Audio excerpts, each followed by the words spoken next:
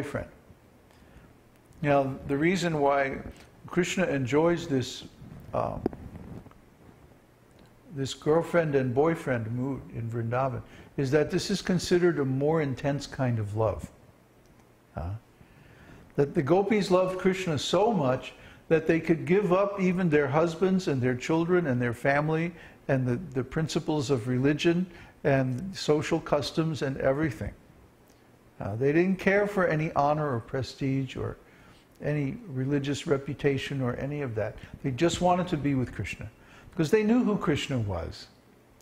They knew that Krishna was the Supreme Personality of Godhead. But in another way, even though they knew, they didn't care. Because they didn't care whether Krishna was God or not. That didn't matter to them. What mattered to them was that they were so much in love with Krishna and they just wanted to please Krishna. You see, that was the whole core of their existence.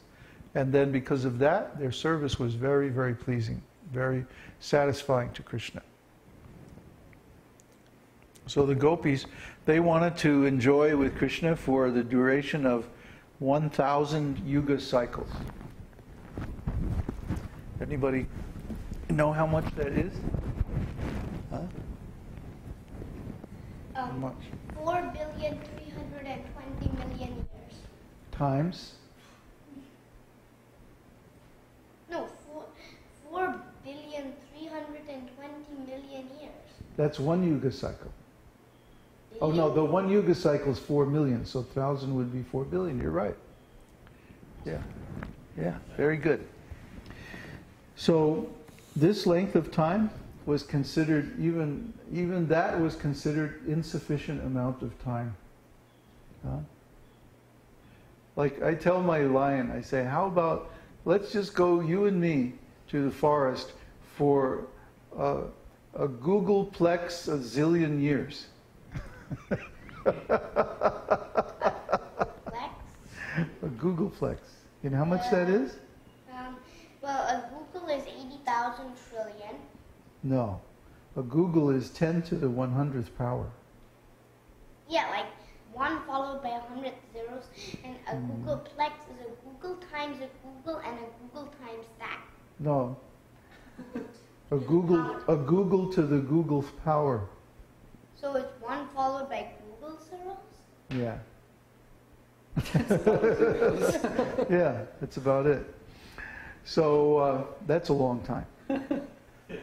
But even that amount of time would pass very quickly because to be with the Lord in that wonderful, intimate space is so pleasing and so wonderful, both to the Lord and to the devotee, that the time seems to pass just in a second. So try to understand how wonderful these pastimes of the Lord are and how pleasing this devotional service is. There's no pleasure like it anywhere in this material world. The only way that you can taste this pleasure is by approaching the source of pleasure. The Supreme Lord is the source of everything good. And we're meant to have our primary relationship with Him, not with anybody else. As soon as we try to enjoy with another human being or another living entity, then we become actually offenders to the Lord. He created us for His enjoyment. He should get to enjoy us first. If He doesn't enjoy us, then we try to have pleasure with somebody else, then simply we're creating sinful reactions, and we're going to suffer for that. So instead of suffering, we could just give up that nonsense and enjoy with the Lord, and then everything is beautiful. You know, why is it such a problem? Only because of attachment. So we're attached to our bag of rocks. I like to use this example. It's like, I want to give you diamonds. See, I have a handful of diamonds here. I want to give you these diamonds. So you're holding this big bag of rocks, and you're going, oh no, I can't take those diamonds because I have to hold on to my rocks. If I let them go, I wouldn't have anything. No, but I'm going to give you these diamonds. It's all right. No, I've got my rocks, and they're my rocks, so that I'm going to hang on to that. Just like there's some devotees who were going to come to our festival here, and then suddenly they decided they're not going to come. And we don't know why. But somehow or other, I guess they thought their bag of rocks was more important. So, oh well. We're not affected either way by different people's ideas about us or their actions in relation to us. Try to understand. When a devotee is on the transcendental platform, he doesn't care what other people think, because he's not on the platform of false ego. So if people like us, that's fine. If they don't like us, oh well, what can we do? They're free to make up their own minds. And we're not attached to one way or the other. It's nice for them if they could join us and engage in devotional service in our association. But if they don't want to, what can we do? They have free will, and even Krishna recognizes the free will of the jiva soul, so that's the least that we can do also. So anyway, Krishna's pastimes are so wonderful that, everyone should taste these things. Everyone should know these things and experience them for themselves. And then we can talk about, what kind of devotional service you want to do and stuff like that. There's some place for everyone. So, number 63. Oh, it's like the countdown, Number 63 was Krishna's attractive flute. In the 10th canto, 35th chapter, verse 15 of Srimad Bhagavatam, the gopis tell Mother Yashoda, "When your son plays on his flute, Lord Shiva, Lord Brahma, and Indra, although they are supposed to be the greatest learned scholars and personalities, all become bewildered. Although they are all very great personalities, by hearing the sound of Krishna's flute, they humbly bow down and become grave from studying the sound vibrations." So if you listen to Vedic music, there's so many nice videos on YouTube.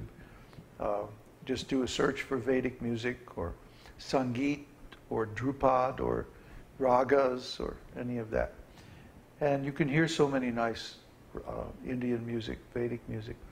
And you'll be amazed at how fine this music is, It's very lyrical and very nuanced and, very expressive, very wonderful. There's nothing really to compare to it in the West. And this is just a pale reflection of how wonderful Krishna's flute music is. The other day I posted something on our community site about the music made by Krishna and the gopis. And when Krishna and the gopis get together, they jam out.